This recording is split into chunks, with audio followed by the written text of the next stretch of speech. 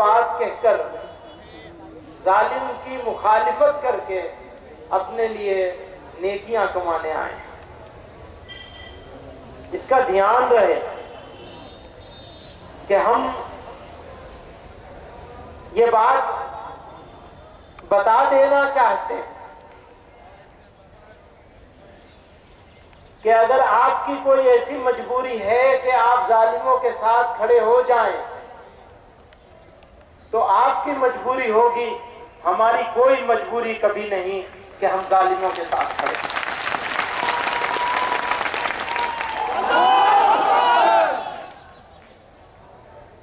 ہو سکتا ہے بھارت کی سرکار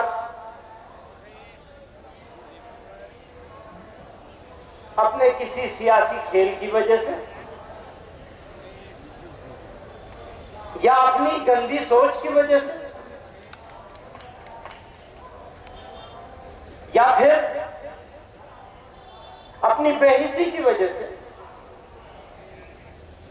بھارت کو بدنام کرنے پر، رسوا کرنے پر تل گئی ہو، تو سرکار تل جائے لیکن بھارت کے لوگ کبھی بھی بھارت کو برباد اور بدنام کرنے والوں کا ساتھ نہیں کرتے۔ زندہ باد۔ یہ اس سب کانٹیننٹ میں، بر صغیر میں اگر کہیں انریسٹ ہوگا، اگر کہیں بے چینی ہوگی، اگر کہیں خون بہ رہا ہوگا، تو کیا آنکھ موندے سوتے رہنے سے اس کی آنچ اور اس کی گرمی بھارت میں نہیں آئی گی؟ اس غلط فہمی کو بھول جائیے۔ اور اس ملک نے، ہمارے دیش نے یہ پہچان بنائی تھی دنیا میں کہ مظلوم دنیا کے کسی حصے میں ہو، ہم اس کے ساتھ کھڑے نظر آتے تھے۔ آج ہم ظالموں کے ساتھ کھڑے ہیں۔ اس سے زیادہ شرمناک، افسوسناک اور مذمت کرنے والی چیز اور کوئی نہیں ہو سکتی۔ ابھی یہ واسودیو کٹمبکم کا حوالہ دے رہے ہیں۔ آج ہی میں نے پڑھا، وید پرتاپ ویدک صاحب نے لکھا کہ کیا روہنگیا کے لوگ بھارت ماتا کی سنتان نہیں ہیں؟ بھارت نے انہیں دھرم کے کھانے میں کیسے بانٹ دیا؟ اگر ایک آدمی مائگریٹ کر کے ظلم کی وجہ سے ہندوستان آئے گا تو ہندوستان، ہمارا ملک، ہمارا دیش، بھارت، انڈیا یہ کہتا ہے کہ ہم اس کو نیشنلٹی دیں گے۔ اور ایک آدمی ظلم کی وجہ سے یہاں آ جاتا ہے تو آپ ان کو ریفیوجی ماننے کے لیے بھی تیار ہیں۔ کیا وجہ؟ آپ اس ملک کو کہاں لے جانا چاہتے ہیں؟ اگر آپ اس ملک کو برباد کرنے کا ارادہ کر لیا ہے آپ نے، تو یاد رکھیے ہندوستان کے مسلمانوں نے ملک کی آزادی کے لیے لیڈنگ رول پلے کیا تھا، ملک کو بچانے کے لیے بھی لیڈنگ رول پلے کریں۔ نعرہ تکبیر! یہ سوال مسلمان کا نہیں ہے، صرف یہ ہندوستان کی عزت کا، آبرو کا سوال ہے۔ اگر کوئی اس کو صرف مسلمانوں کا مسئلہ سمجھتا ہے تو وہ غلط سمجھتا ہے، یہ انسانیت کا مسئلہ ہے۔ یہ لڑائی انسانیت کی لڑائی ہے۔ اور یونائٹڈ نیشن سے میں کہنا چاہتا ہوں کہ آپ روہنگیا لوگوں کے لیے آواز اٹھا رہے ہیں، لیکن آواز اٹھانا کافی نہیں ہے۔ آپ کو سینکشنز، پابندیاں لگانی ہوں گی۔ جیسے نارتھ کوریا کے اوپر پابندیاں لگائی ہیں، اسی طرح سے میانمار کے اوپر پابندی لگانی چاہیے۔ بدترین ظلم، بالکل اس طرح ایتھنک کلینزنگ ہو رہی ہے جس طرح سے جرمن میں یہودیوں کی ہوئی، اسی طرح لوگوں کو مارا جا رہا ہے اور برباد کیا جا رہا ہے، نکالا جا رہا ہے، قتل کیا جا رہا ہے، جلایا جا رہا ہے۔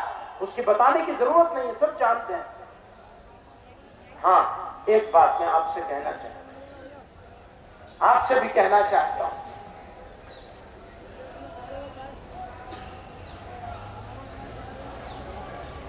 آپ یہاں آئے ہیں، تکلیفیں اٹھائی ہیں، اس کا بدلہ کوئی نہیں دے سکتا سوائے پروردگار۔ اور آئے بھی ہیں تو اسی کی محبت میں آئے ہیں، اسی کے حکم کی تعمیل میں آئے ہیں کہ مظلوم کے لیے کھڑے ہونا، ظلم کے خلاف کھڑے ہونا۔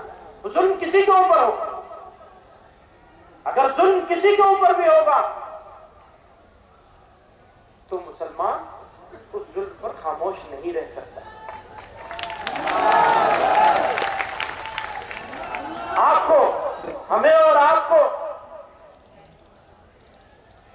جس طرح سے آپ چل کے آئے اسی طرح پروردگار عالم سے دعا کرنی چاہیے، ان بچوں کے لیے دعا کرنی چاہیے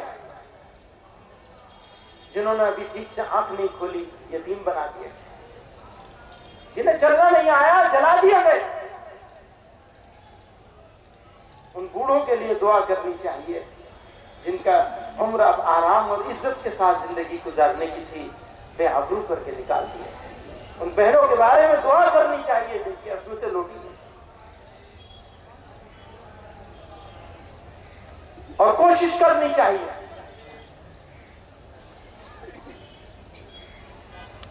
ہم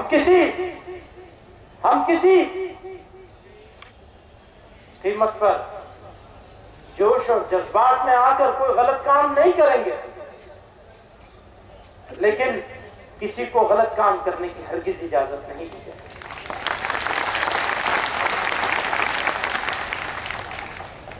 اقوام متحدہ، یونائٹڈ نیشن بڑی طاقت ہے، میں مانتا ہوں کہ بھارت کا چین کے ساتھ مقابلہ ہے۔ بھارت کو یہ ڈر ہوگا کہ اگر ہم نے ظلم کے خلاف آواز اٹھائی، مظلوم کا ساتھ دینے کی بات کری، تو میانمار والے چین کے ساتھ مل جائیں گے۔ ہو سکتا ہے دل میں یہ ڈر ہو، تو آپ چاہے جتنا ڈریں، وہ تو میانمار والے چین کے ساتھ مل ہی گئے، چین ان کے ساتھ کھڑا ہے۔ آپ کے لیے ابھی بھی موقع ہے کہ آپ اپنی پالیسی کو دوبارہ سے ریوائز کریں، صحیح راستہ اپنائیں۔ جیسا کہ کہہ رہے تھے کہ آپ ایک طرف تو آپ کو شوق ہے سیکورٹی کونسل کا ممبر بننے کا، اور دوسری طرف آپ کے پڑوس میں آپ کی ناک کے نیچے انسانیت کو قتل کیا جا رہا ہو، اور آپ ان قاتلوں کے ساتھ ہمدردی رکھتے ہو بجائے مقتولوں اور مظلوموں کے ساتھ ہمدردی رکھتے ہو۔ تو آپ بجائے وہ مقام جو بھارت کو ملنا چاہیے، وہ مقام دلوانے کے بجائے اس کو اور پیچھے دھکیل لیں۔ میں یہ پوچھنا چاہتا ہوں اپنے حکمرانوں سے کہ کیا ایسا ملک جو ظالموں کے ساتھ کھڑا ہو وہ سیکورٹی کونسل کا ممبر بننے کا قابل رہ جائے گا؟ یہاں ہم جمع ہوئے ہیں بھارت کی عزت بچانے کے لیے، اپنے دیش کی عزت بچانے کے لیے۔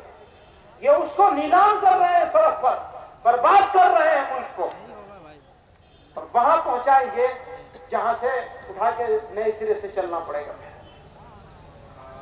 تو ابھی بھی موقع ہے، ہوش کے ناخن لے، جاگ جائیں، اور کچھ نہیں کرنا ہے، صرف مظلوم کا ساتھ دینا ہے۔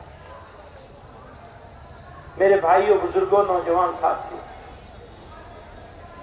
یہ موقع ہے، یہاں ہم جمع ہیں، اور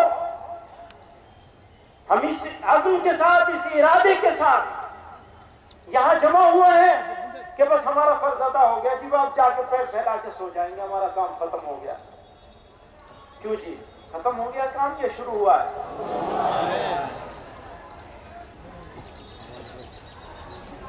ہم اپنے برادران وطن کو بھی ساتھ لیں گے، اس میں اپنے ہندو بھائیوں کو بھی ساتھ لیں گے، انہیں سمجھائیں گے، ان کے پاس جائیں گے، ان سے ملیں گے، ان سے کہیں گے کہ یہ معاملہ مسلمان ہندو کا نہیں ہے، یہ انسانیت کا معاملہ ہے، یہ انصاف کا معاملہ ہے، یہ ہندوستان کی عزت کا معاملہ ہے۔ لوگ ناجائز کام کر رہے ہیں اور غلط طریقے سے ملک کو برباد کر رہے ہیں، بدنام کر رہے ہیں، ان کو بھی ساتھ لیں گے، اور ہمیں اور آپ کو سب کو اس بارے میں کوشش کرنی ہے۔ یہ صرف مسلمانوں کا معاملہ نہیں ہے، اس کو اچھی طرح ذہن میں بٹھا لیجئے۔ ہاں، لوگوں کو موقع تو ملا ہے اس میں تیل ڈالنے کا مسلمان کے نام پر، لیکن ہماری لڑائی مسلمان کی لڑائی نہیں ہے، انسانیت کی لڑائی ہے۔ میرے بھائیوں، بزرگوں، دوستوں، اس کو ختم نہیں کرنا ہے۔ یہ ہمارا مزاج ہے قوم کا کہ جی ایک مظاہرہ کر لیں گے، اجی ہم نے تو مظاہرہ کر لیا جی، بس ہو گیا کام، سر پہ سے بوجھ اتار دیتے ہیں۔ روزانہ کا کام ہے، صبح کا کام ہے، شام کا کام ہے، سوتے جاگتے کا کام ہے۔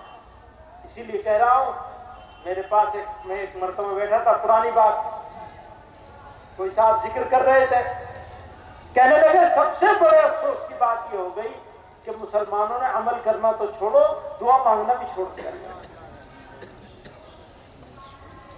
کتنی مرتبہ روئے ہیں ہم لوگ دعا کرتے ہوئے ان لوگوں کے لیے۔ غصہ تو کرتے ہیں لیکن دعا نہیں کرتے۔ غصہ بھی جائز میں کرنا چاہیے، لیکن صحیح جگہ پہ غصے کو نکالنا چاہیے، غلط جگہ پہ غصے کو نہیں نکالنا چاہیے۔ غصہ آئے گا تو گھر والی کو غصہ نکال لیں گے، لو جی ہم تو روہنگیا لوگوں پر اتنا ظلم ہو رہا ہے تو اس لیے تیرے اوپر غصہ آ گیا، غصہ وہاں آ رہا تھا اتار دیا گھر والی پہ جا کے، ہے نا؟